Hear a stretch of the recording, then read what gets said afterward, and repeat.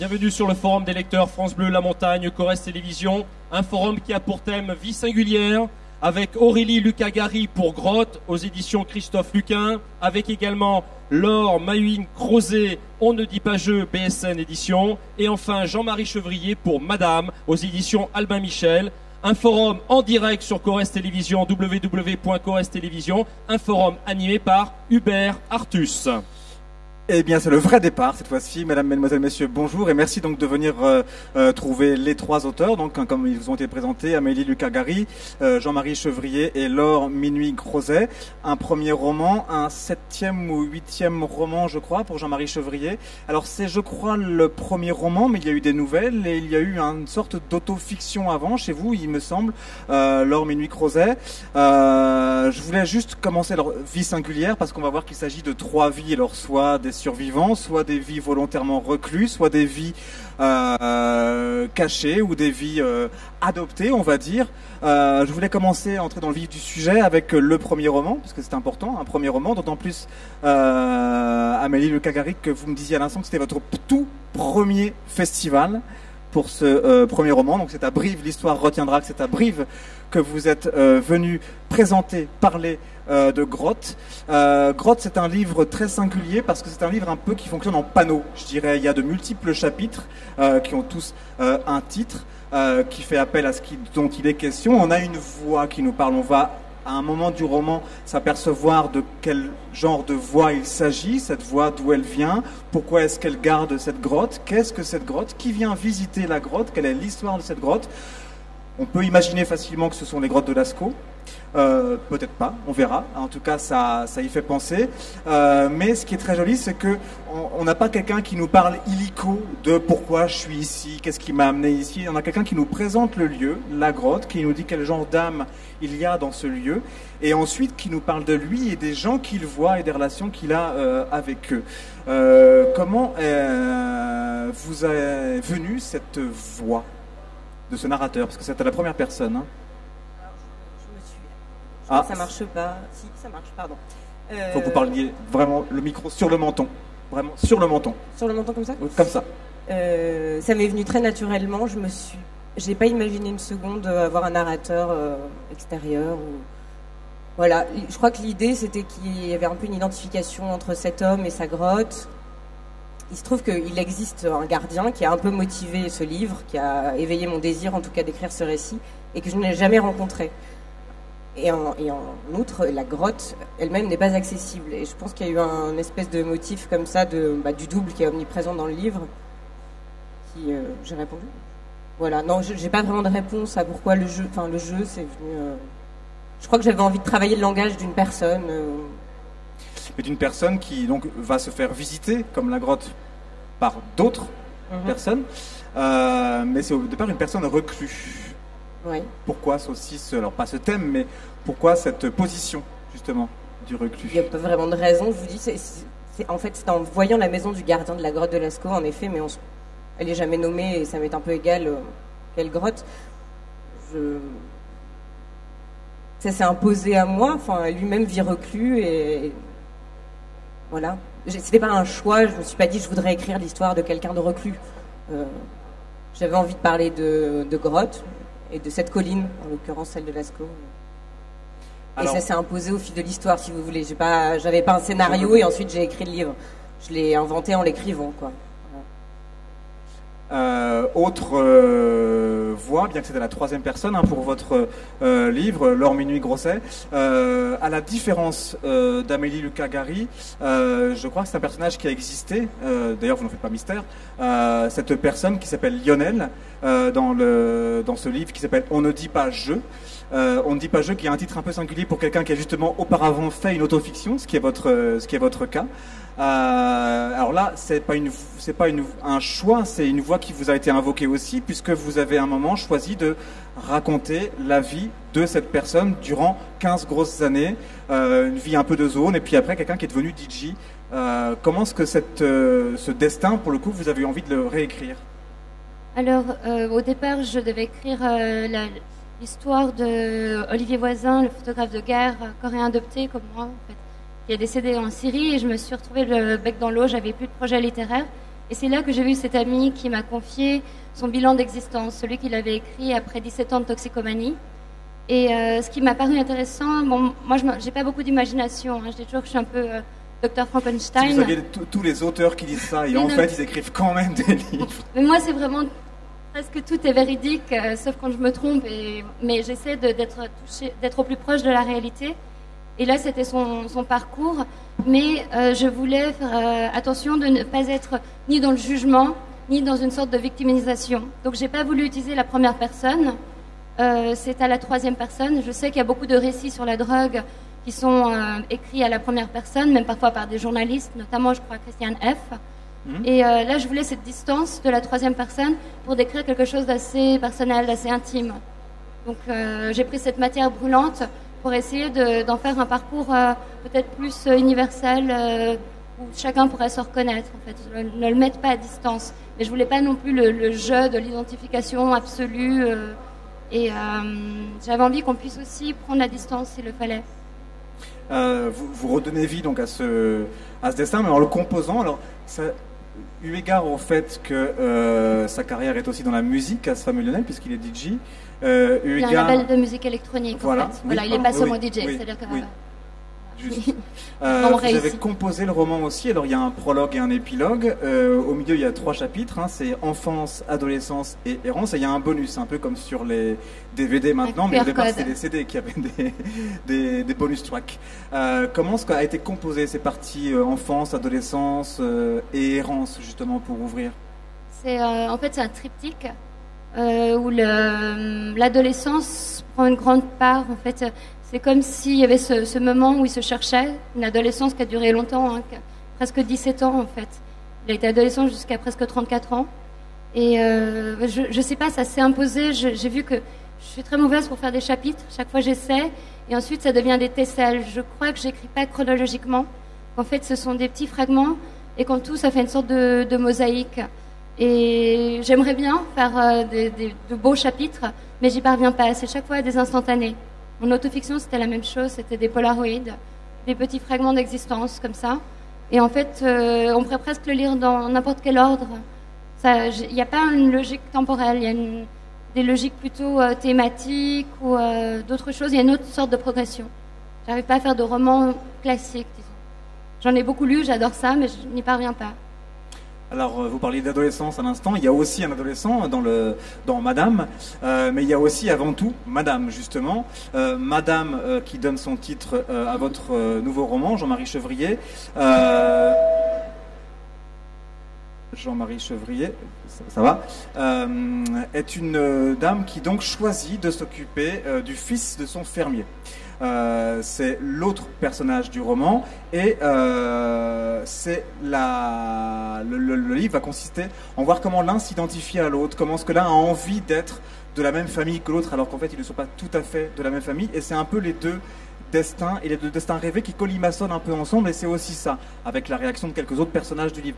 Mais c'est ça la composition du livre. Comment est-ce que, alors c'est pas reclus, mais enfin c'est un tout petit peu écarté parce qu'il y a évidemment un milieu qui, comme ça, paraît privilégié. Le livre a une poétique parce qu'il paraît lui aussi un peu hors temps. Il n'y a pas forcément grand-chose qui nous dit qu'on est aujourd'hui. On peut très bien être dans les années 50, on peut très bien être dans la première partie du XXe siècle. Il y a des détails sur l'environnement, sur le décor, mais il n'y a pas de détails technologiques, il n'y a pas forcément de détails quotidiens, et c'est ce qui fait qu'assez vite, on est dans une poétique décalée comme ça, qui est à même de faire le portrait psychologique du coup de ces personnages. Comment est-ce qu'est venu ce destin adopté un peu là entre Madame et puis son fils rêvé, on va dire? Je suis parti du personnage de Madame. Ouais. J'avais envie de brosser la représentation d'un personnage romanesque qui soit extravagant. C'est le départ du livre. Le départ du livre, je crois que c'est le mot extravagant. C'est un mot qui m'a poursuivi tout le temps. C'est parti d'un vers de Baudelaire à une passante où il dit je la buvais comme un extravagant, et ce terme d'extravagant m'a toujours suivi, et je me dis peut-être qu'on peut construire un personnage à partir d'un seul mot. Et puis il semblerait que ça ait presque marché voilà, je lui ai donné un petit peu de tenue, de chair, mais elle paraît quand même un peu irréelle peut-être, parce qu'elle est située dans un lieu qui n'est pas très bien situé et dans un temps qui ne l'est pas non plus, ce qui ne peut que contribuer à augmenter son extravagance. Alors donc après, elle va exercer son pouvoir d'extravagante sur un jeune homme sur lequel elle pense pouvoir agir, puisqu'il est son subalterne dans une hiérarchie sociale. Mais il se trouve que cet enfant va être peut-être moins docile qu'il n'y paraît, et que entre deux va s'instaurer une lutte non dite, peut-être un peu sournoise, un peu perverse, dont on ne sait pas lequel va gagner entre les deux. Parce que si elle veut lui donner quelque chose, l'enfant ne va prendre que ce qui peut lui servir. Et voilà, donc c'est à partir de ça que j'ai construit cet équilibre entre ces deux personnages qui se croisent, s'entrecroisent, se jalousent, se détestent et s'adorent. Il faut préciser, je ne dévoilerai pas plus après, que ce jeune fils dont elle choisit de s'occuper, qui a donc 14 ans, qui est encore une fois le fils de ces fermiers, qui s'appelle Willy, enfin Guillaume de son vrai prénom, puis elle l'appelle Willy. Autre source d'identification, cet enfant de substitution est né le jour où le vrai enfant de madame s'est tué accidentellement, ce qui renforce l'identification. Ce qui renforce le pouvoir d'attraction chez le lecteur, et le côté un peu portrait psychologique et le côté un peu suspense, c'est aussi le fait que c'est raconté au présent. Oui, à la troisième personne au présent. Ça, c'est un temps qui aide beaucoup forcément au suspense. Mais c'est pas forcément un temps que les romanciers manient avec facilité, parce que c'est un temps compliqué. On peut pas tricher. Oui, mais c'est un temps présent, parce que en fait, cette histoire se déroule sur un temps très court. En fait, j'ai pris presque les principes de la tragédie telle qu'on l'apprend au lycée, hein, unité de temps, de lieu et d'action. Voilà, j'avais les trois éléments pratiquement. Bon, effectivement, ils ne bougent pas, ils sont au même endroit dans ce château délabré. L'action, on la voit évoluer sous nos yeux, mais la thématique est unique. Et puis, donc le temps va se durer, le temps de l'anniversaire de la mort de l'enfant précédent. Donc ça va être sur un temps très bref que tout va se dérouler le roman. Voilà, donc la tragédie, ça se dit toujours, elle se dit au présent. Amélie Luca-Gary, comment, alors la question vaut d'autant plus que vous, c'est un premier roman, comment est-ce que, alors je sais pas si c'est un choix, si c'est le personnage ou le lieu qui a guidé ça, votre temps, vous, c'est le passé justement, comment est-ce que, ça peut paraître tout bête comme question, mais c'est un peu la petite cuisine de l'auteur aussi, comment est-ce que ce temps il s'impose à vous, et comment est-ce que vous écrivez avec, vous jonglez avec, ici c'est donc le passé, hein, je précise. Hein. J'avais vraiment construit le livre comme des mémoires. C'était une évidence que c'était au passé. Après, c'était un peu compliqué parce qu'il y a des choses. Il est encore là-bas, on le sent, mais je veux pas dévoiler pourquoi. Et donc il y avait pas mal de. C'était un peu complexe à ce niveau-là. Il y a des choses du coup, qui révèlent. Le temps parfois révèle un peu ce qui va se passer à la fin, je crois, pour les lecteurs attentifs. Donc il y avait aussi de ça. Et alors on a compris le lieu, la grotte. On a compris qu'il pouvait être éventuellement question de la grotte de Lascaux. En tout cas, ce lieu, cette grotte. Ce trou, ces murs, ces pierres, ces dessins, ces visites qu'il reçoit, vous les décrivez très bien. En quoi est-ce que justement un tel lieu, qui pour le coup est par définition retiré, voire enterré parfois, comment est-ce qu'il a agi sur votre façon d'écrire, de composer la tonalité du roman, voire sa composition? Je crois que ce qui était important pour moi, c'était la tension entre cette grotte et son facsimilé, parce que c'est une grotte qui est fermée au public. Et donc, exactement comme Lascaux. Oui, comme d'autres aussi. Comme de plus en plus de grottes.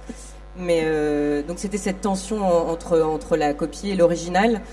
Et lui-même, le narrateur, est un peu obsédé par la ressemblance avec son père. Et en y réfléchissant, je vois un peu un parallèle entre ce gardien auquel moi j'ai pas eu accès parce que j'ai essayé de rencontrer le gardien de la grotte de Lascaux qui n'a jamais voulu me voir. Et le gardien que moi j'ai créé, enfin je pense qu'il y a une espèce de comme ça de motif qui revient, de copie et d'original, et même et de sœurs jumelles ou de. Et moi mon livre colle pas du tout à la réalité, à la différence de celui de Laure. Je crois qu'on peut vraiment dire qu'il n'y colle absolument pas. Relève presque du fantastique. Je préfère parler de fantasque, mais. Et je crois que j'imagine un peu la littérature et l'espace qu'elle offre comme une jumelle comme ça, un peu défaillante de la réalité. Je m'éloigne un petit peu de la question, mais c'est pas grave. Vous savez, un auteur, du moment qu'il j'ai le droit. Vous avez le droit. Si vous écrivez des histoires, c'est aussi que vous pouvez digresser. Du moment que vous illustrez ma question, au contraire, c'est très bien aussi. Et justement, il est aussi question des gens qui viennent visiter ce lieu et du coup qui viennent voir notre narrateur, qui du coup les regardent, voire les juges, en tout cas, ils nous en parlent. Pareil, comment est-ce que vous avez eu envie de construire, je veux pas dire, visiteur par visiteur, comment se défiler, parce qu'il est aussi question de ça. Comment il s'est organisé dans votre esprit? C'est venu assez naturellement, comme un déroulé un peu narratif. Voilà. Après, j'avais pas forcément dans l'idée qu'il y ait des visites, mais rapidement, j'en ai eu envie, lui aussi, je crois. Et voilà. Non, là-dessus, je sais pas trop comment. Je me suis un peu laissée aller. Et alors, justement, sur cette notion de laisser aller, Laure Minuit-Crozet, est-ce que vous, avec ce personnage qui a existé, pour le coup, vous avez pu vous laisser aller comme vous le vouliez, puisqu'il a existé? Non, je devais être loyale, mais heureusement, comme c'est un artiste, puisqu'il compose de la musique, il pouvait comprendre ma démarche aussi. Il savait que si je devais faire trop de compromis, eh bien le texte n'aurait pas réussi. Mais il y a des choses qui se sont imposées à moi. Je voulais faire, d'habitude, je travaille plutôt avec une langue assez classique, et là je voulais qu'il y ait une sorte de contemporanéité. Donc j'ai introduit de l'argot, et pour ça le texte, alors là, est devenu, est venu au présent. J'avais écrit au passé simple et j'ai dû le retravailler parce que ça sonnait mal en fait d'avoir du passé simple et de l'argot. Alors peut-être que Céline y arrive, mais moi j'ai senti qu'il fallait remettre tout ça au présent. Alors, ça donne un côté peut-être plus trivial, mais qui épouse mieux sa réalité. Et finalement, on arrive à trouver la poésie ailleurs que dans une langue un peu surannée. Ce que ça montre aussi, cette histoire de Lionel, c'est une ville, à savoir Genève, qui je crois est la ville où vous vivez. Oui, absolument. Dans les années 90, qui était un temps où cette ville, que pour ma part j'ai pas mal visité dans cette époque-là, donc c'est pour ça que je peux en parler, était assez branchée sur la musique électronique justement, était assez ouverte, un peu comme Berlin maintenant, ou Zurich encore d'ailleurs, ouverte au squat d'artistes, etc. C'est aussi cette ville-là qui existe moins maintenant à Genève, que vous donnez à respirer. Qu'est-ce que ça a pu justement, c'est votre ville d'adoption, vous, parce que vous venez de Séoul, je crois. Moi, j'ai grandi là, je suis venue à 1 an et demi, donc j'ai vécu 40 ans à Genève. Qu'est-ce que le fait de la recomposer comme ça, sur une époque toute proche, mais qui n'existe déjà plus, ça a pu vous provoquer, chez l'artiste que vous êtes aussi, comme lui? Je crois que... moi, je suis pas quelqu'un de très nostalgique. Je crois que pour moi, c'était quand même une ville presque virtuelle, c'est-à-dire qu'il y avait les lieux que je devais décrire, et j'ai pas fait appel à mes souvenirs. J'ai essayé de voir comment Lionel, sorte de sa caméra subjective, comment lui il la voyait comme un lieu où il pouvait trouver de la drogue, se droguer, aller chercher du fric pour aller chercher ses substances, etc. Donc je l'ai plutôt vu selon le regard de Lionel. Et moi j'ai pas eu le passé de Lionel du tout. Donc il m'a fallu justement oublier ma Genève à moi et découvrir la sienne, en fait, celle qui était beaucoup plus interlope, plus dure, plus parfois pleine d'espoir aussi, mais c'est pas ma Genève à moi, pas celle que j'ai connue, disons. Même si effectivement j'ai connu, quand j'étais toute jeune, il y avait une centaine de squats, maintenant il doit y en avoir 10. Qu'est-ce que, une fois le livre écrit, qu'est-ce que le fait de l'avoir écrit vous a appris sur votre propre personnage? Sur moi-même? Non, sur votre personnage. Ah, sur Lionel. Sur Lionel. Je sais pas si j'ai appris quelque chose. Je pense que plus je travaillais sur lui, plus j'avais l'impression qu'il m'échappait, parce que je voyais, c'est comme si j'ouvrais des tiroirs et que dans chaque tiroir il y en avait encore des plus petits. Donc, je lui ai demandé si lui-même se retrouvait. Il m'a dit que oui, c'était son histoire, avec des mots plus jolis. Mais je voulais qu'il puisse se reconnaître dans ce texte, même si c'est un texte assez sévère. Hein. J'ai accepté de travailler sur lui parce qu'il était lui-même plein d'autodérision. Ça avait été un témoignage de souffrance. J'aurais pas pu faire ce texte parce que j'aurais dû respecter cette souffrance. Et respecter sa souffrance, c'était pas faire de la littérature. Donc, je crois que je pourrais écrire encore des volumes et des volumes sur ce personnage, et je crois qu'il m'échapperait tout le temps parce que tout d'un coup, j'ai l'impression de poser un mot et il faudra en poser d'autres pour nuancer chaque fois. Alors, j'ai plutôt l'impression que je peux plus le réduire à la manière dont je le voyais avant, une sorte de DJ pas du tout glamour, avec des tatous partout, une grosse carrure, les cheveux rasés. Et là, je vois l'enfant qu'il était, je vois beaucoup de choses, mais j'arrive à le réduire à rien du tout, en fait. C'est juste impossible. Donc, il faudrait le rencontrer pour avoir une idée, ou faire une idée de ce personnage. Jean-Marie Chevrier, là on parlait du lieu de Genève, donc le lieu, on a compris, hein, la grosse propriété, le château où vit Madame et ses extravagances. Vous avez écrit, vous, sur plusieurs périodes de l'histoire du monde. Vous avez écrit sur le XVe siècle, je crois. Oui. Vous avez des romans qui prennent à chaque fois place dans des lieux et des époques souvent distinctes. Ici, elle est abstraite, on va dire. Pas tout à fait abstraite. Non, parce que je vis dans la Creuse, c'est pas très loin d'ici. Ça a une fâcheuse réputation d'abandon, de solitude et d'austérité, même avant de pauvreté, peut-être un peu moins maintenant. Mais c'est un lieu où je pouvais, où un personnage comme Madame pouvait prendre corps, naissance. En fait, c'est presque une allégorie du lieu où elle vit.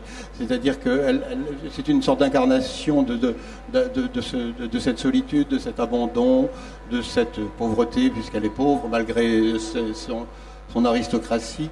Et donc c'est ici que ça se situait quand même essentiellement ici. J'ai pas voulu le marquer trop fortement pour ne pas donner un côté régionaliste à l'histoire, si vous voulez. Mais en même temps, mon personnage est imprégné des lieux dans lesquels elle vit, c'est sûr. Et justement, alors, il y a certains romanciers pour qui un roman commence sur une histoire, d'autres c'est sur un lieu, d'autres c'est avec un personnage. Vous, c'est quoi qui est venu en premier, justement, là ? Ben, c'était le personnage. C'était Madame. C'était Madame. Alors, et curieusement, à la fin du livre, je me suis rendu compte que le jeune garçon sur lequel elle prétend avoir autorité, en fait, devenait presque le principal personnage du livre. Il y a eu une sorte d'inversion en cours d'écriture à laquelle je ne m'attendais pas, mais que j'ai laissé aller parce que, en fait, c'était le droit fil du livre. C'est ce qui devait se passer. Et c'était pas mon intention première, si vous voulez. Mais on a toujours en cours d'écriture de ce type de surprise, de rencontre. Et il faut surtout pas vouloir tout dominer. Et donc j'ai laissé aller les choses dans ce sens-là, et du coup l'équilibre se fait mieux à mon sens. Amélie Luca-Gary, donc je pense que vous c'est la grotte sûrement qui est venue en premier. La colline et la maison du gardien. Pardon, la colline et la maison du gardien plutôt, parce que voilà. Et comment après s'est composé l'élan, alors une fois que vous aviez donc la colline et la maison du gardien, comment après a découlé tout le reste? Je l'ai vraiment imaginé en l'écrivant. J'ai pas fait une petite structure où je me suis dit va se passer ça. Enfin, après c'était un sujet qui m'intéressait depuis longtemps. Pourquoi? J'ai une pratique artistique d'autre part et les idées de copie, d'original, ça m'intéresse. Quelles sont vos activités artistiques? C'est pour ça que je voulais de la sculpture et de la photographie. Mais bon, l'intéressant là c'est mon livre, mais. Oui, j'avais essayé de rencontrer le gardien, pas du tout pour écrire un livre, parce que j'avais envie de le rencontrer. Et si je l'avais rencontré, j'aurais certainement jamais écrit ce livre. Donc, je le remercie. D'ailleurs, il a lu le livre, et il trouve que ça lui ressemble. Bel hommage. C'est un peu étonnant, quand même. Mais bon. Alors, question habituel qu'on a déjà dit vous poser 100 fois, parce que donc c'est votre premier roman. Y a-t-il un deuxième roman en cours, et si oui, a-t-il un lien avec ce genre de lieu? Non, pas du tout. Enfin, il y a un deuxième roman en cours, mais qui n'a aucun lien avec une grotte ou la préhistoire. Enfin, tout ça, c'est un prétexte. Enfin, je vois vraiment le sujet comme un prétexte dont j'ai pas spécialement envie de parler. Voilà. La littérature, c'est plutôt une forme, je trouve, qu'un contenu, et je fais des grandes phrases. Mais on a le temps. C'est non, pas trop. On a le temps de faire des. Laure Milling-Crozet, donc là, c'est votre premier. C'est votre premier livre autre que autofiction et nouvelle, mais en même temps, c'est pas complètement un roman puisque c'est une composition sur quelqu'un qui existe. Qu'est-ce que ça change pour un écrivain d'écrire sur quelqu'un comme ça de réel? Est-ce que ça peut changer quelque chose dans la façon future de concevoir des personnages, par exemple? Non, je crois que je vais toujours travailler sur du réel, en fait. Parce que ce qui m'intéresse, c'est le regard que je pose sur les choses. Donc, j'ai pas besoin de... De toute façon, je dois les visualiser aussi. Donc, je sais pas vraiment... Enfin, puis c'est ma perception du réel. Donc, je sais pas finalement réalité et fiction absolue. J'arrive pas à mettre une limite claire. Mais je sais que j'aime bien travailler avec une matière qui est déjà là. En fait, comme c'était du marbre, du bois ou je ne sais quoi. Et de sculpter à partir de ce qu'elle m'impose, en fait. Donc, je n'ai pas forcément envie d'inventer quelque chose qui n'existe pas. J'ai plutôt envie de coudre des choses ensemble ou d'essayer de faire voir certaines choses. C'est vraiment le point de vue qui m'intéresse. Donc, qu'importe que ce soit. Je crois que la prochaine fois, je risque de travailler sur un mythe et sur quelqu'un de très désagréable pour voir comment je réagis face à la personne. Voilà, et puis comment le public va réagir également. Et si possible, un mythe de quelqu'un qui n'est plus vivant, qui ne pourra pas se plaindre. Mais j'aimerais bien voir comment, juste pour m'amuser, un peu voir comment ça fonctionnerait. Quelqu'un qui est désagréable et qui existe ou qui existait comme aussi. Une sorte de salaud mythique, mais quand même pas trop important, parce que sinon il y aurait vraiment les spécialistes qui vont me tomber dessus. Mais sinon, j'aimerais quelqu'un d'un peu mauvais et voir comment arriver à restituer quand même une ambiguïté, peut-être lui redonner quelque chose de plus sympathique pour qu'on puisse se retrouver également en lui. Jean-Marie Chevrier, le roman qui suivrait, se passerait-il à notre époque, se passerait-il à une autre époque, et se passerait-il dans la Creuse ou pas? Je vais essayer d'échapper à la Creuse cette fois. J'ai un petit projet qui doit m'entraîner jusqu'à Vichy. Je vais quand même faire 120 km, ce qui est pour moi considérable. Vichy 1940 ou Vichy? Non, Vichy maintenant. Vichy maintenant, mais sur les traces de quelque chose d'un peu ancien quand même, mais qui ne remonte pas quand même au gouvernement de Vichy, qui ne remonte pas à la Seconde Guerre mondiale. Mais parce que le lieu de Vichy est assez fort. Je pense qu'on peut y cadrer quelques inquiétudes et des attitudes sous-jacentes qui sont encore un petit peu des petites tâches qui ont du mal à s'effacer et qui me serviraient bien pour le prochain récit. Eh bien, c'est sur cette notion de prochain récit qu'on va laisser la place et l'espace à la prochaine table ronde. Non, vous avoir remontré les ouvrages. Donc, Grotte, premier roman d'Amélie Lecagari, qui venait en parler à son public pour la première fois, si j'ai bien compris. Donc, encore une fois, c'est à Brive. Vous êtes là tout le week-end jusqu'à dimanche soir? Oui. Voilà, donc c'est édité chez Christophe Luquin. Quel stand? L14.